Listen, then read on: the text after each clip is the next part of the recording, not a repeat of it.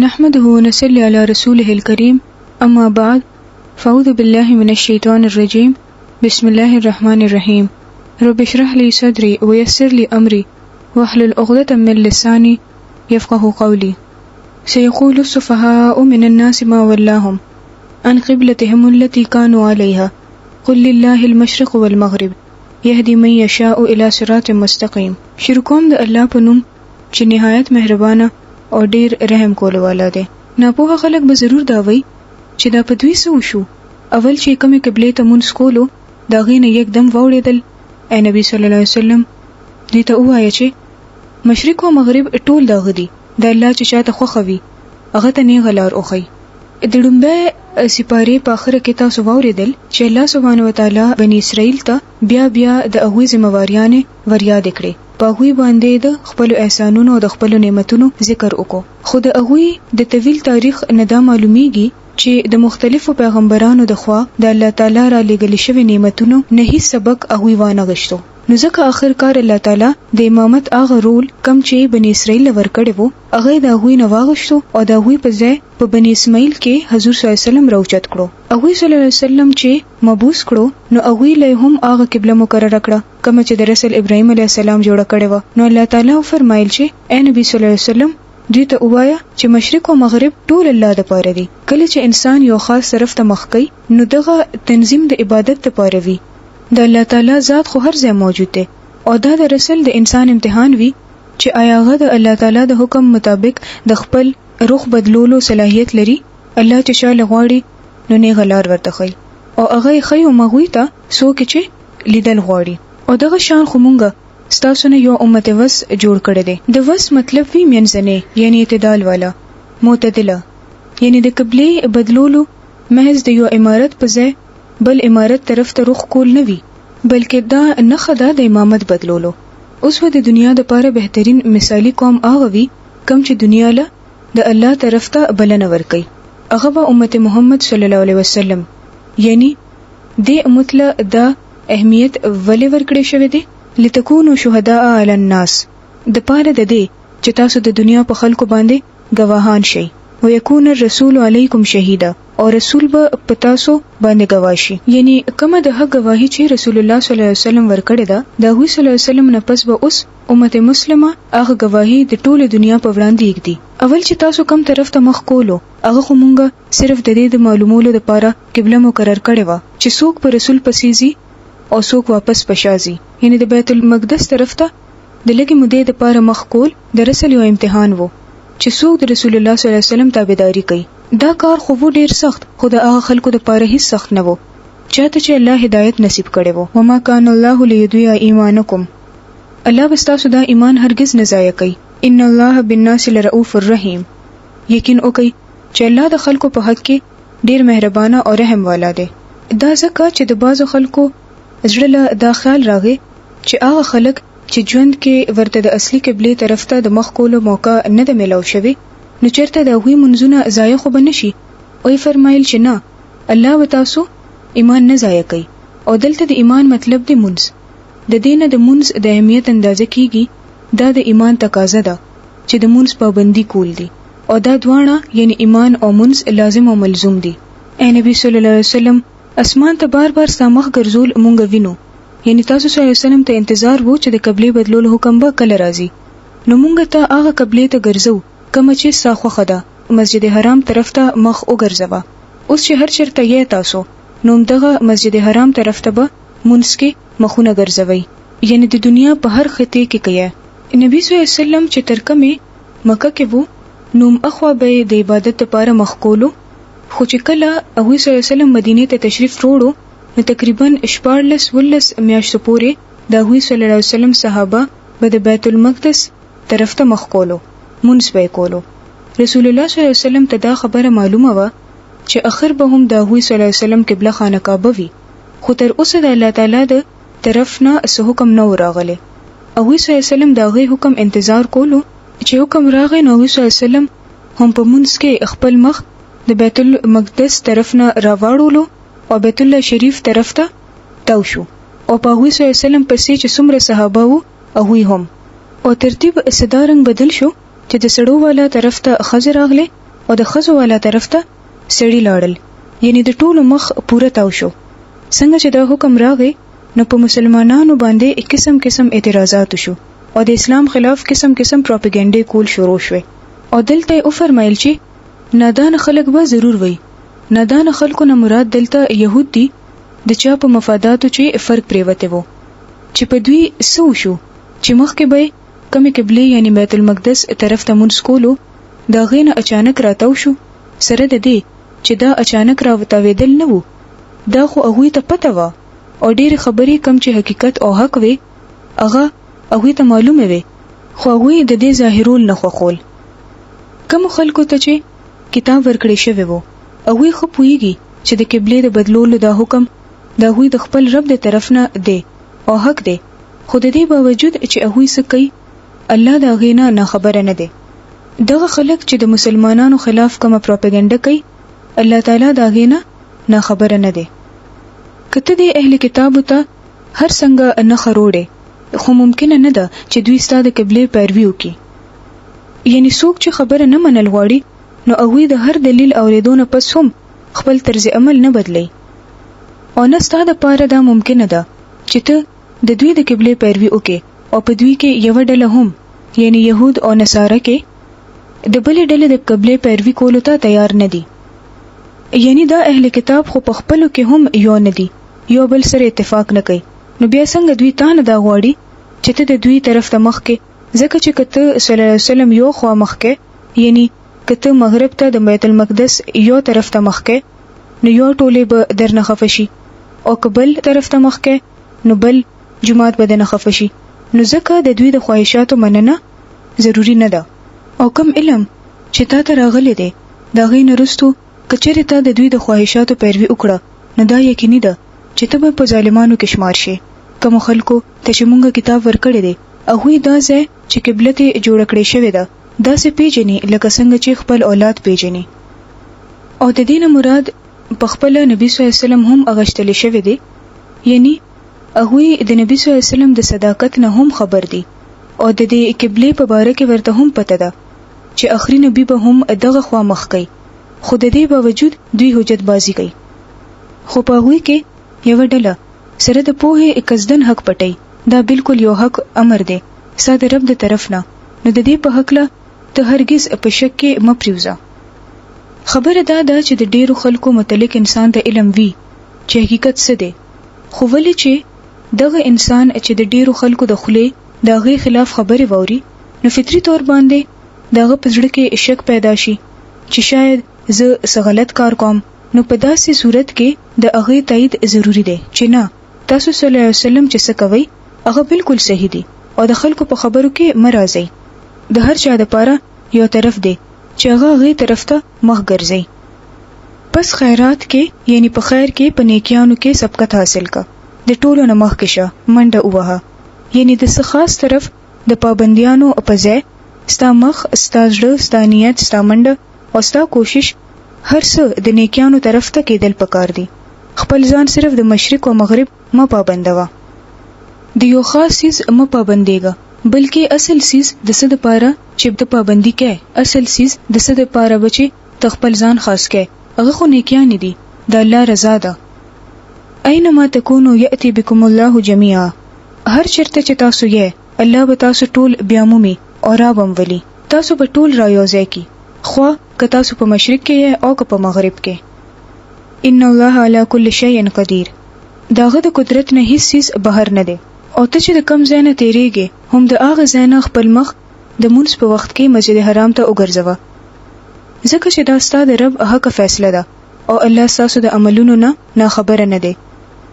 او د هر ځای نه چې ته تیریږي یا اوځي نو خپل مخ مسجد حرام ته ګرځوه، یعنی که حاضر وي او که سفر په هر ځای کې او هر چیرته چې یا تاسو نو مسجد حرام ته مخونه ګرځوي او مونږ کوي د پاره د دې چې د خلکو سره استاسو خلاف څه حجت یا اعتراض نوي. دراصل قبله د مسلمانانو د اتحاد نه خدا، دا د مسلمانانو په یو طرف او په یو مرکز دراغونډولو د پاره هم ده، سره د دې چې د دې ډیر نور حکمتونه هم دي، خدای هم یو ډیر لوی مقصد دی. ځکه مسلمانان چې په دنیا کې هر ځای کې وي کله چې هغه قبله ته مخ کوي نو د خپل عمل نه دا ظاهري چې مونږ یو زمونږ د ټولو ډایرکشن یو دی. فرمای چې د دې خلاف ورزي مکوئ. نو ځکه مونږ ټولو ته دا پته پکار ده چې د فرض په منځ کې د قبله تعین ضروری دی تر کومه چې کې دی شي حتی الامکان. یعنی انسان له پکار دی چې قبله طرف ته مخ کی او بیا منځ کی. نبی صلی الله علیه وسلم با په سورلی هم نفلونه کول. اول به قبله ته مخ کو بیا چې به سورلی کم خوا مخ کو هغه به خپل نفل منځ کولو. خو فرض منځ به په سورلی نه کولو. په سفر کې به منځونه جمع کړل خو کول به قبله طرف ته. خدا بل خبره ده مثلا د جهاز په سورلی کې د ادریدو موقع نه وي چې د منځ لپاره تاسو ادریږئ یا د قبله تعین وکئ نو هغه بیا یو مجبوری وي. خو په ځمکه د سفر کولو په وخت د دې خاص طور باندې اهتمام ضروری دی. او د دوی نه چې څوک ظالمان دي د هغوی جبه به په هیڅ حال کې نه بنديږي. خو تاسو د هغوی نه مه یریږئ بلکې زمانه یریږئ. کیږي دا چې کله حق را مخامخ شي نو هغه خلک چې فطرت سلیم وي دا قبول کی. څه خلک د لک پسو پیش نفس او ځنې د څه شک کولو نفس بیا یقین طرف ته را واپس شي.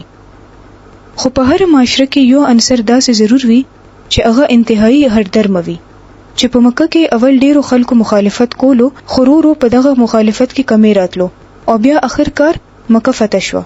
اکثریت مسلمان شو. د شمار یو څو کسان وو څوک چې اوس هم په خپل هردرمه او ضد قائمو. نو اوی فرمایل چې دا ورکوټه غونډه سیس نظر انداز کړي او د پاره د دې چې زه په تاسو باندې خپل نعمت پوره کم او په دې امید چې زما د دې حکم په منلو سره به تاسو هغه سي د کامیابی لار بیا مومئ لکه څنګه چې مونږ په تاسو کې په خپل تاسو نه یو رسول راولېګلو چې تاسو ته زموږ آیتونه اوري تاسو ژوند پاکئ او تاسو ته د کتاب او د حکمت تعلیم درکئ او تاسو ته هغه خبرې خئ چې تاسو ته معلومه نه وي. دلته حضور اکرم صلی الله علیه وسلم د هدایت ذریعہ ګرځول دي. هغه خلک څنګه د هدایت طرف ته رابلل څه طریقه اختیار کړه هغه څه سيزو په کوم چې هغه خلکو ته نه غلاره او خوله د آیاتو تلاوت د الله د کلام په تیرولو په تزکیه او تربیت کولو تاسو له د کتاب تعلیم درکولو او د حکمت تعلیم. نن هم که څوک کس یا فرد یا جماعت خلک د الله طرف ته رابلل غواړي نو د هغه لپاره هم دا سلور نکاتی ایجنډا پروګرام دی. هغه له هم په دې سلور سيزونو کار کول پکار دي. په انسانانو کې د بدلون راوستو او د تربيت د عمل لپاره د آیات تلاوت د کتاب تعلیم د حکمت تعلیم او صرف علم تلاوت او تجوید نه بلکې تزکیه هم پکار ده. یعنی صرف د ظاهري ریچوالز ادا کول ضروری نه دي بلکې د دننه نه د انسان فلاح او بهبود د دننه نه د انسان نشونما هم ضروری ده. د تزکیه د عمل دوه سيزونو باندې مشتمل دی. نمبر 1 د نفس د خرابیانو د نفس د غلطو خیالاتو رجحاناتو د جړ نه راخکل مثلا شرک بدعت حسد کبر او دغه متعلق نور سيزونه. او نمبر 2 نشونما کول یعنی خیرات خیګړی او د نیکه داسې تخم کرل داسې کارونه کول په کوم چې انسان د نن او بهر ډیر خشته ښکاری. نبی صلی الله علیه وسلم هم دغه کار کړی وو. هم دغه وجوه چې صحابه کرام د دنیا په وړاندې بهترین عملی مثالونه پیش کړل. فذكروني اذكركم واشكروا لي ولا تکفرون. نو تاسو ما یاد ساتئ زه به تاسو یاد ساتم او زما شکر وباسئ د نعمتونو ناشکری مکوئ. یعنی چې کله نعمت ملو شي د هغه حق څنګه ادا کیږي د الله په ذکر کولو او په شکر کولو. یعنی چې تاسو ته د هدایت لاره ملو شو نو بیا سکول پکار دی د الله طرف ته رجوع کول دا غ ذکر کول او شکر کول. یا ایها الذین آمنو اوس دلته د یا ایها الذین آمنو سره خطاب کول کیږي. د دین مخکې یا ایها الناس ویلو بیا یا بنی اسرائیل ویلو ولی ځکه چې اوس د ایمان والا هغه تربیت او تعلیم مقصد دی د کم نه پس چې به هغه د دنیا په وړاندې د حق گواهی کوي. اوس به هغه دنیا والا د الله طرف ته راولي. هر هغه کس کم چې خلک د الله طرف ته راولي د ټولو نه اول خو په خپل د الله تعالی ذات د هغه په رګو ریش کې داسې موجود وي چې هغه هر خبره کوي نو د الله تایید سره چې سوچ کوي نو د الله تعالی احساس او یاد د دغه په جبه وي. د الله تعالی مینا په هغه کې بے انتها وي. د الله د پاره د شکر جذبات لري یعنی چې هغه په هر سیس کې د الله د رضا خیال ساتل ورزي او دې لپاره چې د ټولو نمخ کې کم سیس خول کېږي هغه صبر دی. اے هغه خلکو چې ایمان امروړي دي په صبر او په مون سره مدد وغواړي.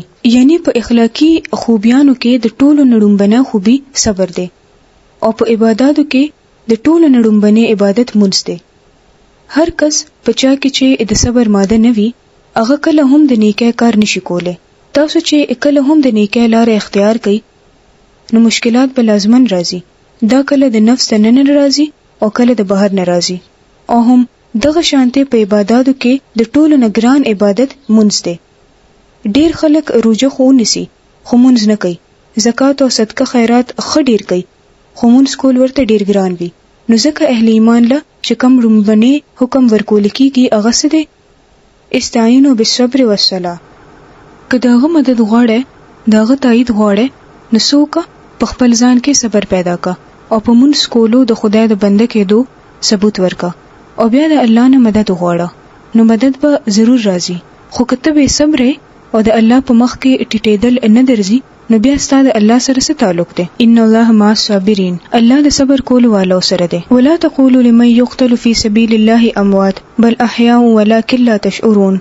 او کم خلک چې د الله په لار کې قتل کړي شي هغه تمړه موایه بلکې هغه په حقیقت کې ژوند دي خو تاسو د هغه په ژوند نه پوهیږئ او موږ به په تاسو باندې یره لوګه د مال او د سر نقصان او په آمدنونو کې کمی ضرور راولو او تاسو به ازمایو. یعنی کله چې ته د دین په لار ځې د الله په بندګۍ کې ژوند تیرول غواړي نو هر وخت به دې په ژوند کې اسناسه ازمایش راځي. په داسې حالاتو کې چې څوک صبر وکړي او چې کله په سم مصیبت راشي نو وایي چې مونږ د الله یو او الله ته واپس لو والایو. یعنی هغه د دې تکلیفونو د وجه نه ژوند کې داسې اونن خلی چې د خپل اصل مقصد او لارې نه خواشي. اوس تاسو کو وګورئ نو د امامت منصب خو ملاويږي خو څومره چې یو کس په یو لوی مرتبه فایز کیږي نو هغه عمره د هغه مشکلات او ازمایښونه لوی وي.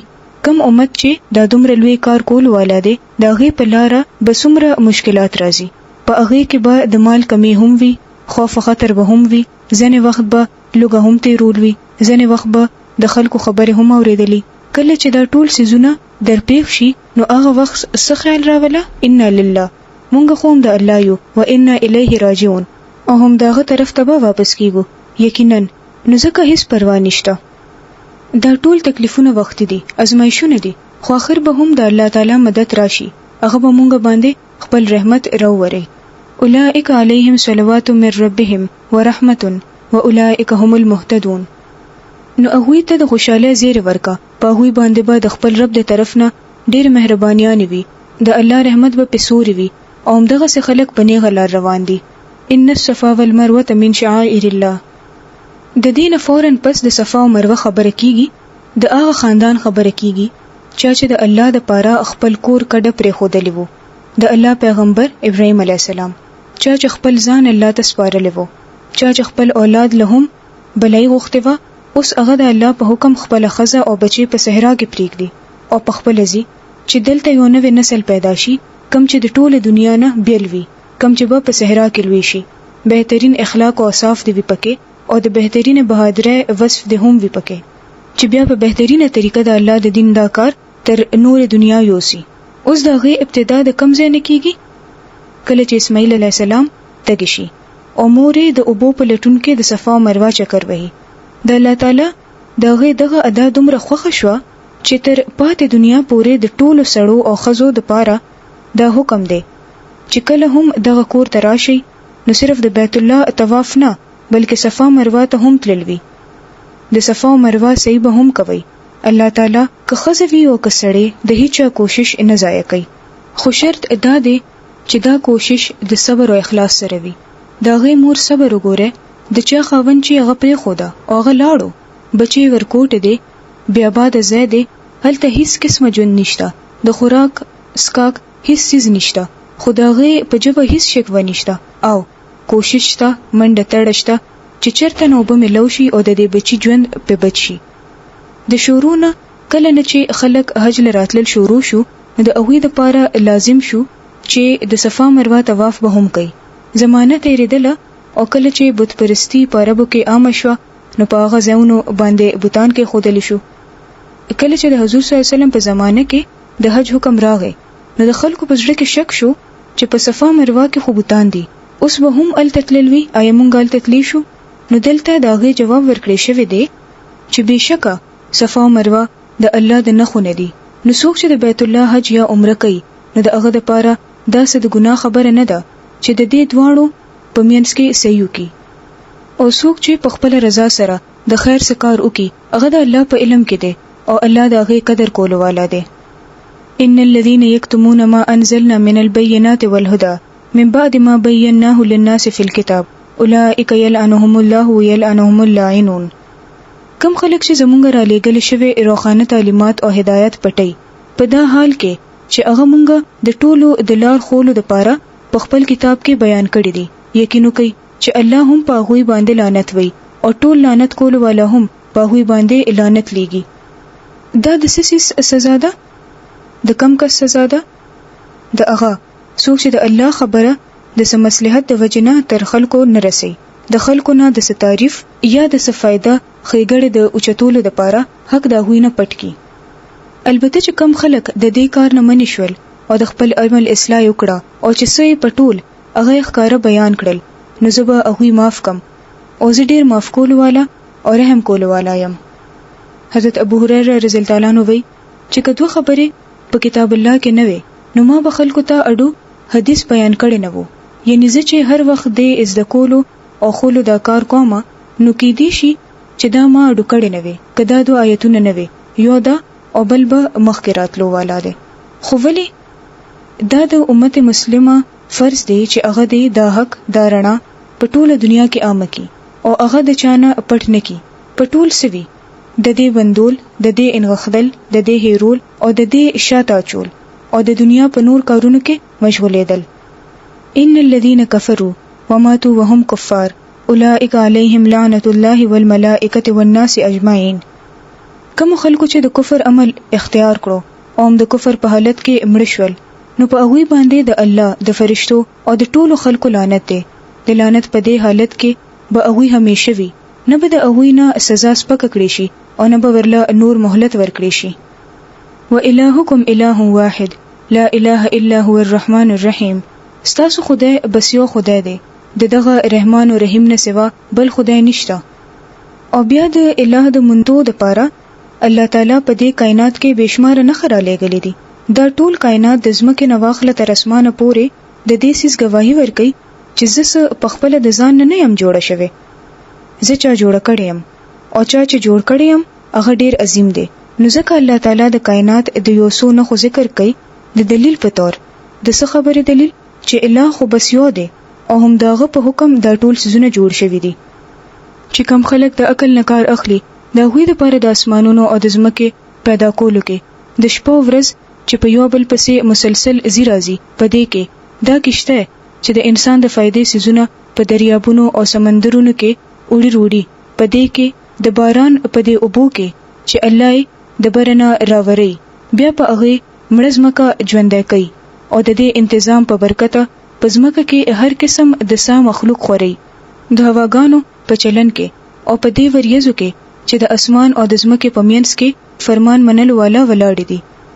بشمار نخې دي. تاسو لږ سات له تصور وکئ کمی نخې چې دلته خول شوي دي د شپې او ورځې منظر خول دي او بیا د سمندر تصور کوئ او ورسره په ذهن کې یو تصویر جوړوئ چې یو سمندر دی او به غولې وهي پاغې کې کشته ګرځي د سامان نه ډکې دي بیا د اسمان نه باران هم وریږي خو او شا کې شینکې هم شته زمکه د دې باران د وجنه ژوندۍ ده په دې ځنګل کې هر قسم ځناور هم خوار دي هواګانې چلیږي وریځې هم ښکاري څومره خشته نظاره ده سترګو وړاندې راشي او بیا انسان د داسې نظارې د لیدو نه پس هم خپل رب نه پیژني ځکه چې داسې نظارې داسې سینس خو انسان ځان ته راکاږي د ټولو سيزونو د لیدو نه پس که انسان بیا هم خپل مالک اون پیژني چا چې دا جوړ کړی دی هغه یاد نکي نو بیا د هغه نه لوی غافل څوک کې دی شي او فرمایل چې په دې ټولو سيزونو کې نه خدي د عقل لرلو والو د پاره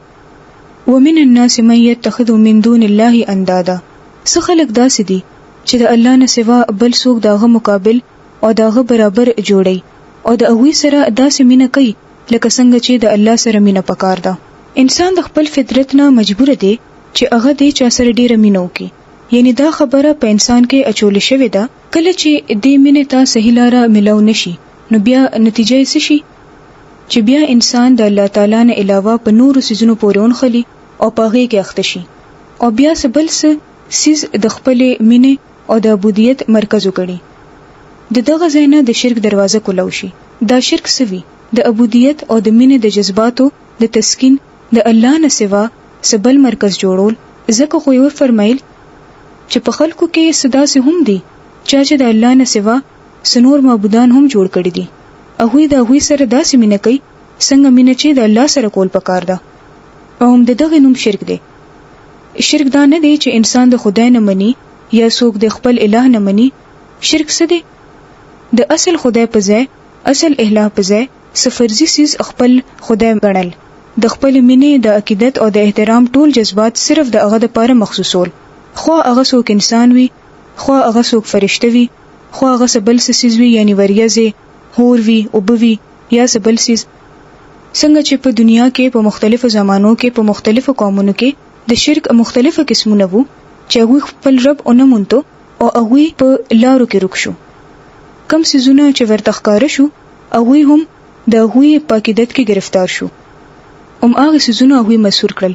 مثلا د کمې نظریه تصور چې تاسو کړی وو که یو کس پاکه نظاره کې دومره ډوب شي چې هم هغه نه خدای جوړ کی نو دغه خو رکیدل دي.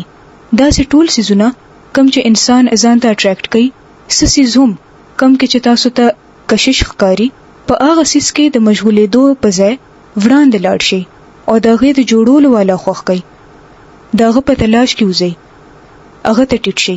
خو عموما په انسانانو کې څه کمزوري وي او هم دغه سیس شي. نو ځکه دلته فرمایلی دي څه خلک داسې دي چې د الله نه سوا بل څوک دغه مقابل او دغه برابر جوړي او د هغه سره داسې مینه کوي لکه څنګه چې د الله سره مینه پکار ده. اکه تاسو وګورئ چې بنیادی طور باندې دا شرک د چرته نه راغلی دی د شخصیت پرستانه. د حضرت نوح علیه السلام په قوم کې شرک د کم ځای نه شروع شوی وو. ځینې نیکو خلکو سره هغه داسې مینه شروع کړه مخکې دا ویل چې دوی مونږه تر خدای رسي نو مونږ دې سره زکه مینه کو او بیا مخکې لاړل او خدای هیر کړو او هم دا هوی نه خدای جوړ کړو او بیا هم دا هوی مخ ته ټیټېدل شروع کړل او مغوی سره خپل ټول عقیدتونه وتړل. نو ځکه خدای الله تعالی لپاره چا سره مینه کول جایز ده. خود دې دا مطلب نه دی چې انسان دې په هغه کس کې دومره ډوب شي چې د الله مینه ته هیر شي یا د الله عبادت کول ته نه هیر شي یا د الله اطاعت ته نه هیر شي. او انسان هم د الله په اطاعت کې رکاوټونه پیدا کوي او انسان دې د هغه د خاطره د الله اطاعت پرېږدي. عام طور باندې ښځې څه کوي په بچو کې دومره مشغول شي یا د دنیا په مینه کې داسې مشغول شي چې هغه خپل منځ کول هم هیر کی یا د چا انسان دومره مروب شي په سبل سیس کې دومره مسحور شي چې هم پاغې کې ډوب شي او لوی لوی کارونه او ډېر اهم فرایض نه هیر شي. دا شرک دی او د دینه د بچ کېدو ضرورت دی. والذین آمنوا اشد حبا لله. حالکه چې کم خلک مؤمنان دي او د ټولو نه زیاته مینه د الله سره لري یعنی د خپل ځان نه زیاته د خپل اولاد نه د خپل مور پلار نه د خپل خپلوانو نه د خپل دوستانو نه زیاته د مال او دولت نه زیاته د دنیا د هر سیز نه زیاته. او څنګه یعنی په دې سيزونو کې چې د سیز ضرورت ورته پیښ شي نو هغه همیشه دا ګوري چې په دې موقع زما رب زمانه څه تقاضا کوي زمانه څه غواړي او په دغه سيزونو کې د هیڅ سیز مینا د الله د اطاعت د لارې رکاوټ کیږي نه. افسوس چې کوم عذاب بدوی مخامخ ویني هغه نن د ظالمانو ته ښکار شوي چې ټول طاقتونه او ټول اختیارات خود الله په قبضه کې دي او دا چې د سزا ورکولو کې هم الله ډیر سخت دی. بیا چې کله هغه سزا ورکړي هغه وخت به دا حالت وي چې په دنیا کې په کم مشر پسې خلک تلی وي یعنی د کمو کسانو سره چې ډیر عقیدت لرلو د چا خبره به چې په پټو سترګو منله هغه مشر به د خپل پیروکارانو نه ځان خلاصي التباوی خپل د فالوور زیر کی خو سزا به ورته خامخا ملاويږي او دا هوی ټول اسباب او ذریعہ به ختميږي او کم خلک چې په دنیا کې په هوی پسې روان وو هغوی به وایي چې کاش که مونږ له بیا موقع راکړې شوه نو مونږ به د دوی نه خپل بیزاري دغسې خولې وه لکه څنګه چې نن دوی زمونږ نه بیزاره کیږي. په دې طریقه به الله دې خلکو ته د دوی د دنیا عملونه په داسې شان سره ښکاره کوي چې دوی به د ارمانونو او د پښیمانیانو لاسونه مړوړي خو د هور نه به د تلو لار نه مومي. یا ایها الناس کلوا مما فی الارض حلالا طیبا، ای خلکو په ځمکه کې چې کم حلال او پاک څیزونه دي هغه خورئ او د شیطان په خولو شوو لارو باندې مه ځئ. هغه ستاسو ښکاره دشمن دی، تاسو ته د بدۍ او د بې حیایۍ حکم کوي او دا سبق درته ښیي چې د الله په نوم هغه خبرې ووایه د کومو خبرو په هکله چې تاسو ته علم نشته. کله چې دوی ته وویل شي چې الله کوم حکمونه نازل کړي دي په هغې پسې روان شي نو په جواب کې وایي چې مونږ خو به په هغه طریقه عمل کوو په کومه چې مونږ خپل پلار نیکه مونتلي دي. دا د یو بلې انساني کمزورۍ ذکر کړی دی چې کله هم د حق او د هدایت لاره د خلکو په وړاندې کې ښودل شوې ده نو هغوی د دې د منلو نه انکار کړی دی. د دې قبلولو په ځای څو زړونه وړاندې کړي دي چې ولې زموږ پلار نیکه څه ګمراه وو، مونږ هغوی پرېږدو، د هغوی طریقې غلطې وسه، هغوی به جهنم کې وي، ولې مونږ به هغوی په لار نه ځو. چې څه معامله وي ټول غور وکړئ په دې خبره باندې. کله چې څه واده خادي وي نو بیا هغه وخت مونږ د الله او د رسول صلی الله علیه وسلم تعلیمات مخکې کوو یا د پلار نیکه رسمونه او رواجونه. کله چې څوک مړ شي نو په دغه موقع د الله او د رسول تعلیماتو باندې عمل کوو. په دې تلاش کې یو چې الته څه شوي وو د فوتګۍ په موقع مونږ به هغه کوو او کدا ګورو چې خاندان والا څه کوي د هغوی طریقه څه ده یا نور خلک دغه وخت کې څه کوي. خبره دا ده چې مونږ وایو خو صحیح چې زمونږ ژوند او مرګ د الله د پاره دی، خو کله چې د عمل کولو وخت راشي نو بیا مونږ د الله خبره هېره کو، دغه تعلیمات هېر کو او د ابا اجداد تقلید شروع کو. الله تعالی فرمایلی دی چې ډیره ښه ده خو کچره د دوی پلارانو او نیکونو د عقل نه کار نه وی غشتلې او نه غلاري نه وی مونتلې نو آیا بیا به هم دوی په وی پسې زی؟ د دین دا معلومیږي چې کپلار نیکه په حق لار وی د دین په لار وی نو بیا د هغوی تعلیمات اغشتل کېدی شي. د هر چا هر څه خبره کوم چې د حق سره نه جنګيږي هغه اغشتې شي، خو که د چا خپل سکپلار هم یا څوک بل څوک چې ډیر نږدې وي هغه هم که هغوی د الله د خبرې مخالفت کوي نو بیا هغه نه دی منل، ځکه چې د ابراهیم علیه السلام مثال زموږ په وړاندې دی چې هغوی د خپل پلار آزر هیڅ خبره نه ومنله، سره د دې چې داغه د پاره ډیر د احترام جذبات لرل، د هغوی د غلطیانو باوجود داغه د پاره د مغفرت دوام کړي و. یعنی د هغوی د ټولو زیاتیانو باوجود د تلو په وخت هغه تسویل سلام علیکا ساستغفر لك ربي، یعنی هیڅ په تمیزی نه د کړي سبد رویه نه و اختیار کړي خو خبره نه ومنله. او د رسول همدغه اسلام دی کچری یو کس تاسو د الله د لار نه اخوا سبل خواته ابوزي نو ضروری نه ده چې تاسو د هغوی سره اونخله هغه سره بدتمیزي شروع کړئ. خبره دا ده چې الله مونږ له کم عقل او شعور راکړی دی هغه استعمال کو، که حق معلوم نه دی نو د هغې د معلومولو کوشش وکړو. خو د پلار نیکه اندادون تقلید انسان د حق لارې نه لري کی. په دې سپاره کې به داسې ډېر احکامات راځي کم چې به په دې باره کې وي چې به حیثیت امت به تاسو د خپل ذمہوارو د پوره کولو لپاره د څه اخلاقی عادتونو سره ځانونه مزین کوي. یعنی په دې سپاره کې به خاص طور باندې داسې احکامات او آداب ملاويږي کم چې په تاسو کې پکار دي چې راشي. د دین مخ کې چې تاسو به حیثیت امت خپل ذمہواریانه پوره کړئ.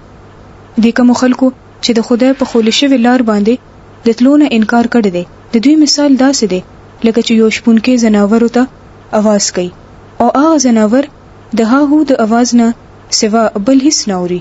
دوی کاند دي، چاړهګان دي، وړاند دي، ځکه یې خبره په عقل کې ناراضي. یعنی چې د کم کس سترګې او غوږونه وي خو هغه دا استعمال نه کوي د حق په تلاش کې د حق د منتلو لپاره نو بیا هغه کې او یو پریشنو روند او کون کې هیڅ فرق نشته. یا ایها الذین آمنو، ای هغه کسانو چې ایمان امروړه دي، کلوا من طیبات ما رزقناکم واشکروا لله ان کنتم ایاه تعبدون. ای مومنانو کچره تاسو په حقیقت کې د الله بندگی کول والای نو کم پاک سيزونه چې موږ تاسو له درکړې دي هغه به تکلیف خوري او د الله شکر وباسي. د الله تر طرف نه که څه پابندي پتا سو باندې ده نو هغه دا ده چې مردار مخوري د وینې او د خنزیر د غوښه نه ځان ساتي او هغه سیز مخوري چې پاغي باندې د الله د نوم نه سوا د بل چا نوم اغشتل شوی وي. چې کم سړی مجبور وي او د قانون ماتولو اراده نه وي یا د ضرورت نه زیاتې نه کوي نو که هغه د دې سيزونو نه سوخري نو ګناه پنيشته. الله بخلو والا او مهربان دی. دین دا معلومیږي چې د امت مسلمه څخه خاص خصوصیات دي او دې کې ټولو نه اهم دا دی چې هغه د خوراک سکاک په باره کې هم احتیاط کوي. د خوراک باره کې د دوو شرطونو ذکر شوی دی په قران پاک کې، یو د حلال او دویم د پاک. حلال حرام خو مونږ ته شریعت خي، خو طیب او پاک او صفا زمونږ عقل مونږ ته خي. د دې لپاره په صحیح لار باندې تک د پاره د دوانو استعمال ضروری دی. خبره دا ده چې د کوم سيزونو نه د بچ کېدو مونږ ته خاص طور باندې ویل شوی دی. هغه څه دي؟ نمبر 1 مردار.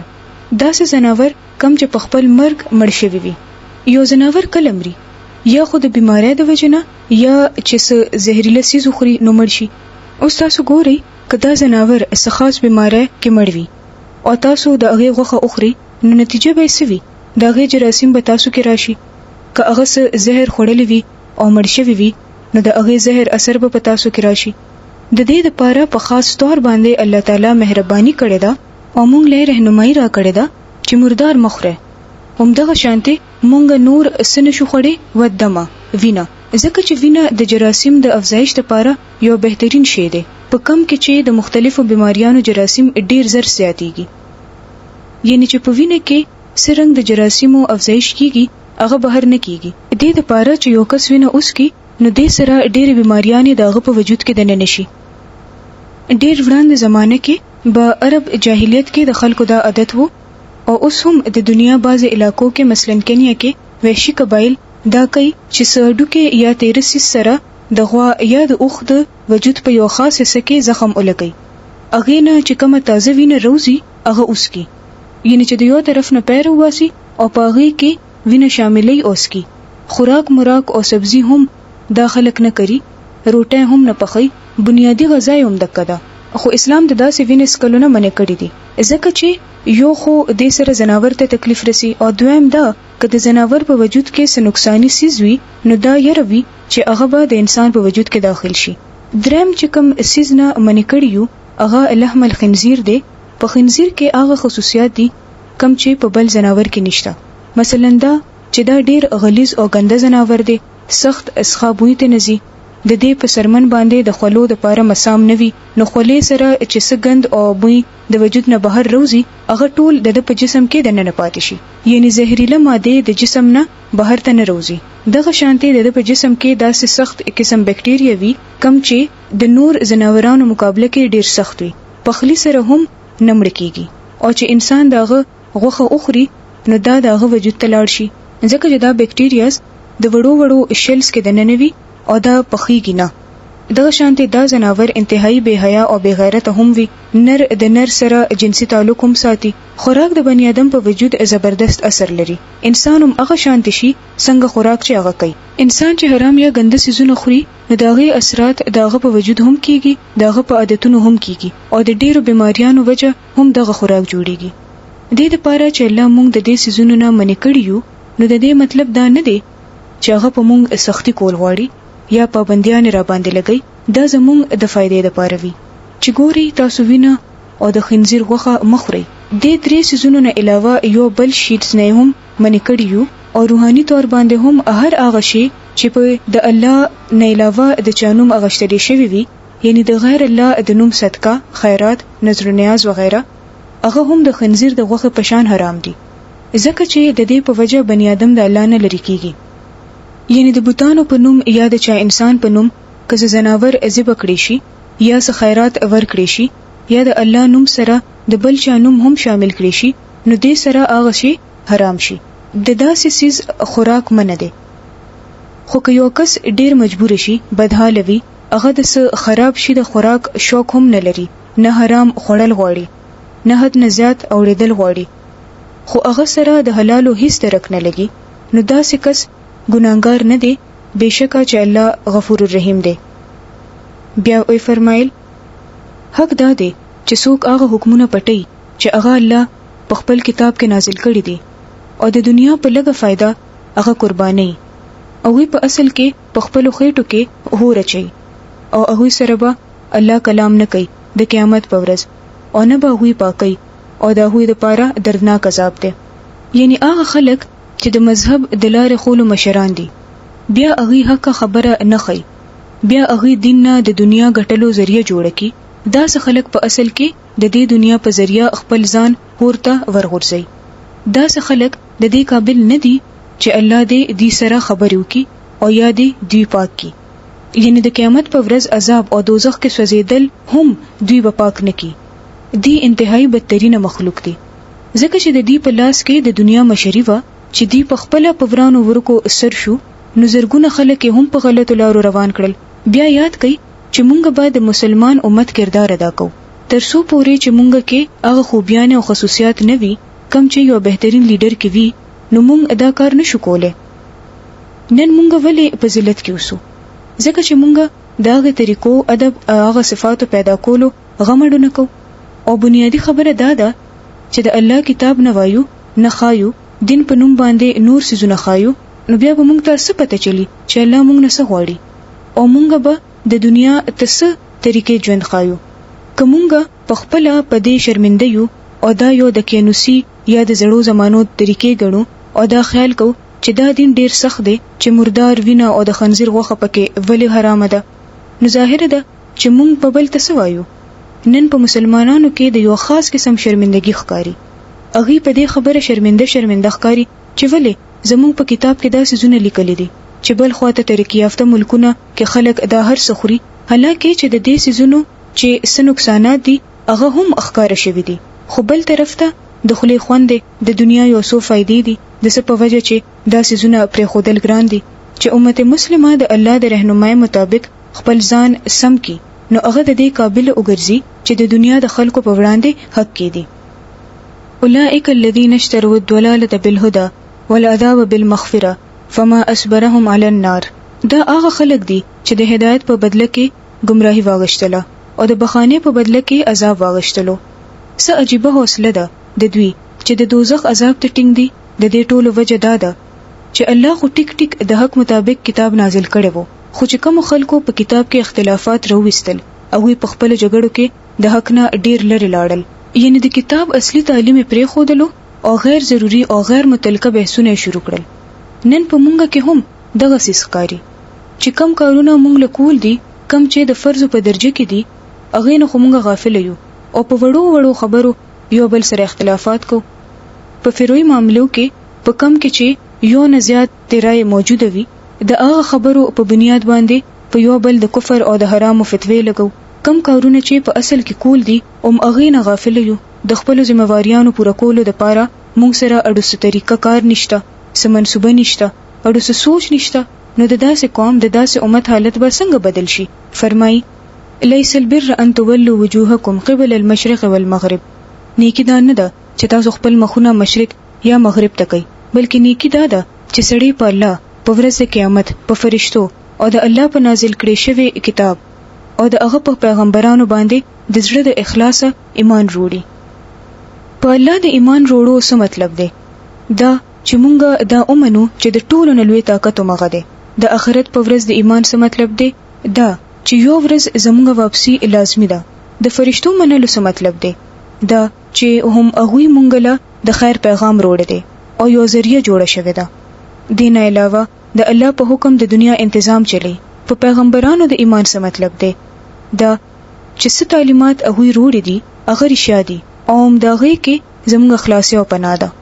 او د الله په محبت کې په لغوره مال پر رشتہ دارانو، یتیمانو باندې، په مسکینانو او په مسافرانو باندې چې څوک د امداد لپاره لاس ونیسي په هوی باندې او د غلامانو په آزادولو باندې خرج کړي.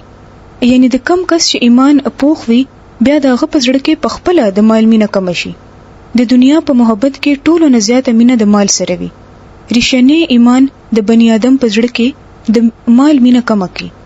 بیا هغه مال صرف ځان د پاره نه ساتي هغه بیا خپل خي او غس لاسته او مخ کې رستو خرج کړي. پاغه ټولو خلکو د چا ذکر چې دلته شوه دي چې څوک د امداد لپاره لاس ونیسي پاغوي باندې او د غلامانو په آزادولو باندې خرج کړي، مونږ قائم کړي او زکات ورکړي. او نیکان هغه خلک دي چې کله وعده وکړي نو هغه پوره کوي او د تنگ دستیا او د مصیبت په وخت کې او د حق او د باطل په جنگ کې صبر وکړي. دا ریښتینی خلک دي او هم دا خلک پرهیزګاران دي. دلته د تقوا یو لوی مطلب ورکړی شوی دی کم چې صرف د عبادتو متعلق نه دی، د عبادت نه علاوه ایمان سره هم او اخلاق سره هم تعلق دی او دې سره د بندیانو د حقوقو متعلق هم دی. یا ایها الذین آمنو کتب علیکم القصاص فی القتل، ای هغه خلکو چې ایمان امروړي دي ستاسو لپاره د قتل په مقدمو کې د قصاص حکم لیکل شوی دی. که آزاد سړی قتل کړي وي نو دغه آزاد سړی نه دی بدله واغشتل شي. که قاتل غلام وي نو دغه غلام دی قتل کړي شي. او که خزه دا جرم وکي نو دغه خزه نه دی بدله واغشتي شي.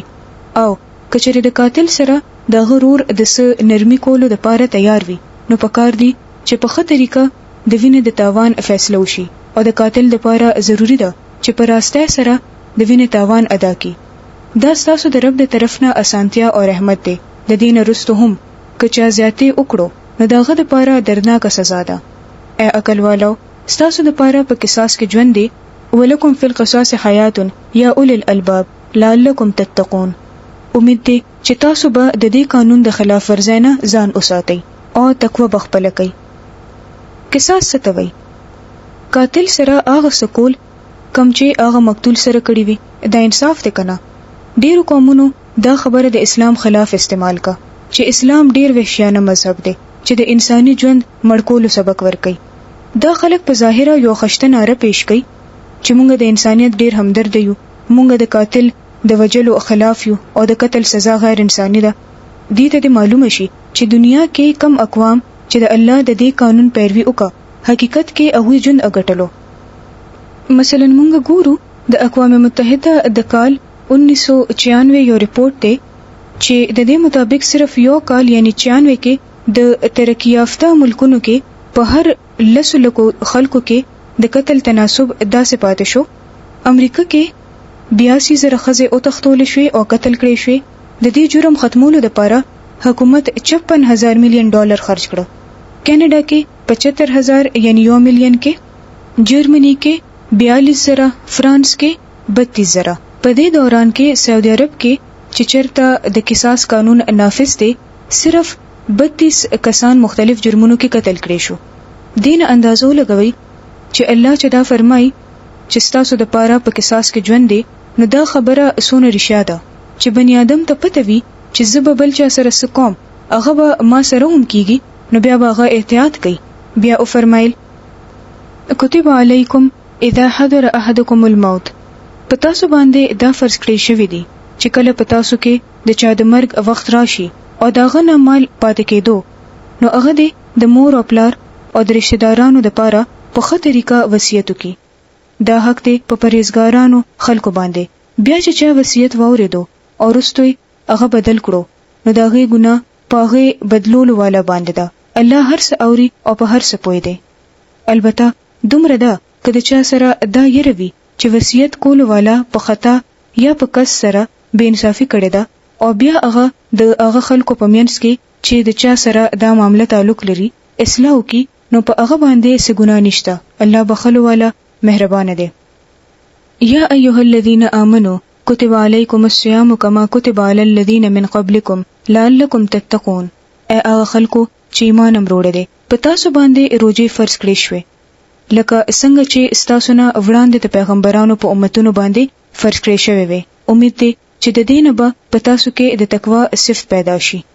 یعنی د روزي مقصد خول شوی دی چې روزه به اولی نسی لوګه تند تیرولو لنه د تقوا زیاتولو له د تقوا نشونما د پاره یو څو مقرر ورځې روزي دي. که په تاسو کې څوک بیمار وي یا په سفر کې وي نو په نور ورځو کې د هغه عمره پوره روزي ونیسي.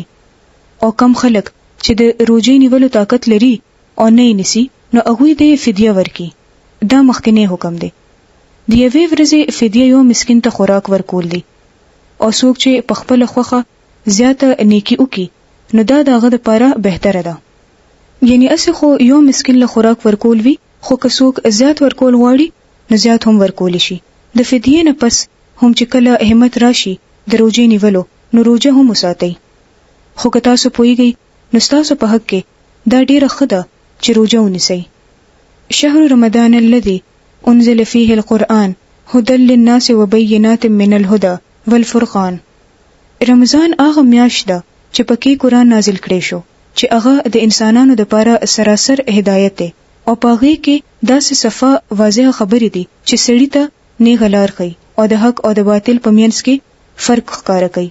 نو د اوسله چې پچا دا میاشت راشي په هغه لازم دي چې د دې ټول میاشتې روزې ونیسي او څوک چې بیمار وي یا په سفر کې وي نو هغه دې په نور ورځو کې د روزو تعداد پوره کړي. الله تاسو سره نرمي کول غواړي، سختی کول نه غواړي. سختی به سبا چې نه جوړه هم روزه کا او که سفر کې نو هم. خود روزه عمره اهمترین عبادت کې هم انسانانو له سہولت او آسانی پیدا کړې ده. د انسان ضرورت او مجبورۍ کې رعایت ده. د دې وجه نه تاسو ته دا طریقه خول کیږي چې تاسو د روزو تعداد پوره کړئ، یعنی رمضان نه پس. او کوم هدایت چې الله تاسو له درکړې ده پاغي باندې د الله د لوی اظهار وکړئ او دا غلوی اومنئ او شکرګزار جوړ شئ. حقیقت دا دی چې په روزه کې د شکر جذبات پیدا کیږي.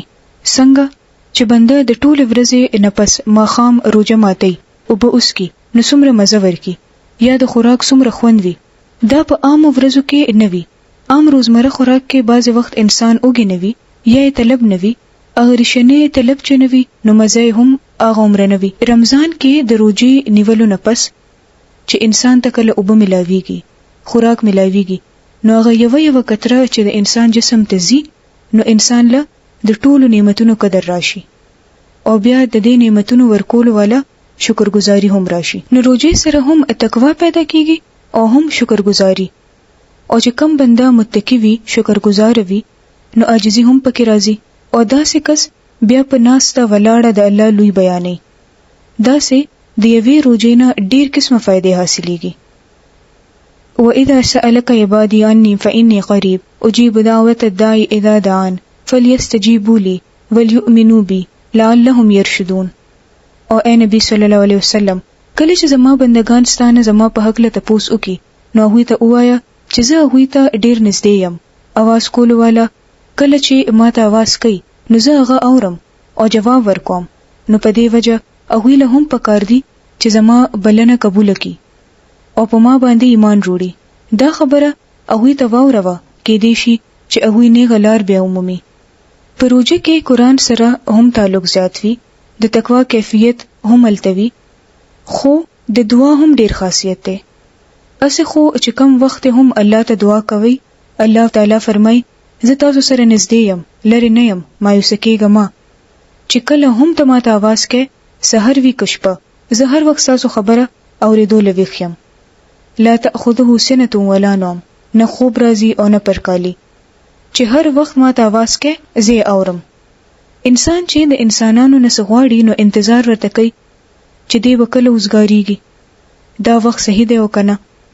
که د شپې د څه ضرورت شو، که هر څومره ضرورتمند دی، سحر ته به انتظار کوي. الله تعالی نه غواړي هر وخت انتظار پکې نشته.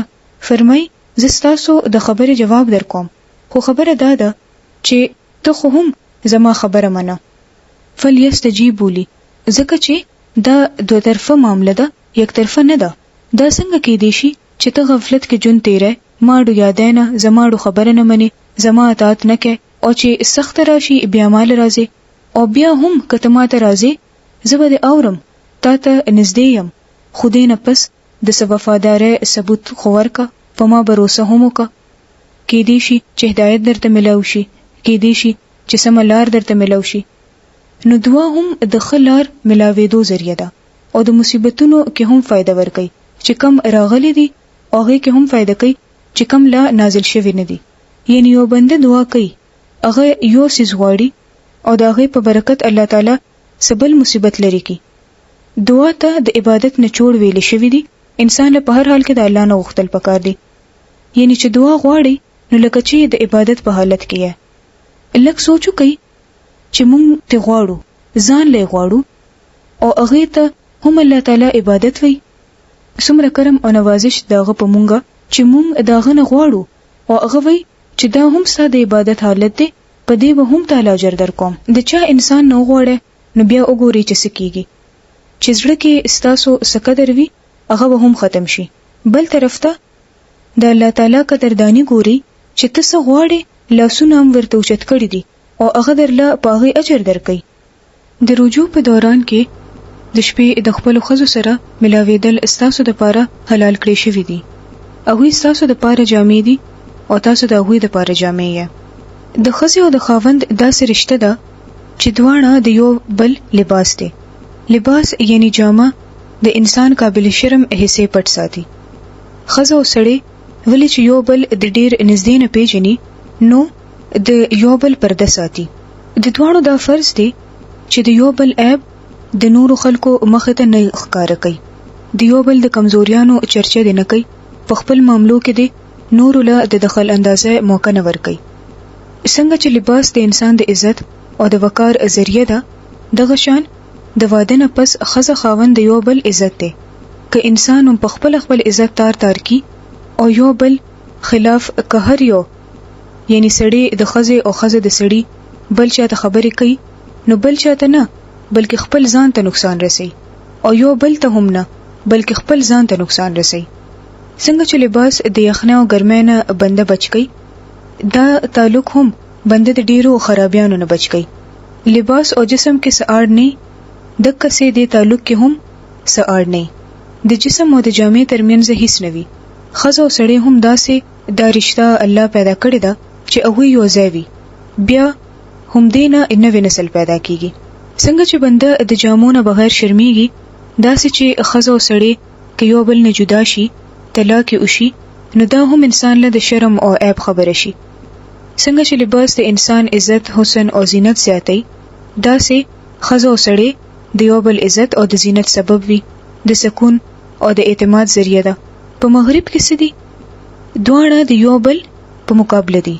دواړه زیات اختیار او طاقت غواړي. خو اسلام دواړه د یو بل همدرد او مددگار جوړ کړی دي.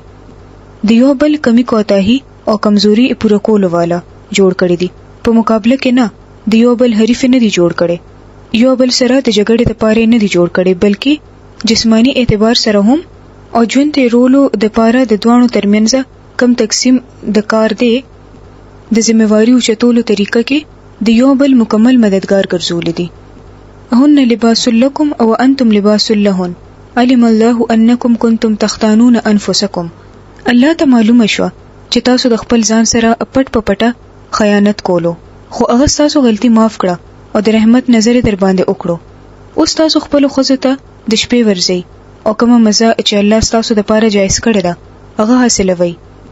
هم دغه شینته د شپې ترغه پورې خوريس کوي، کله چې د تورې تیرې شپې نه د سبا سپینه رڼا ښکار شي.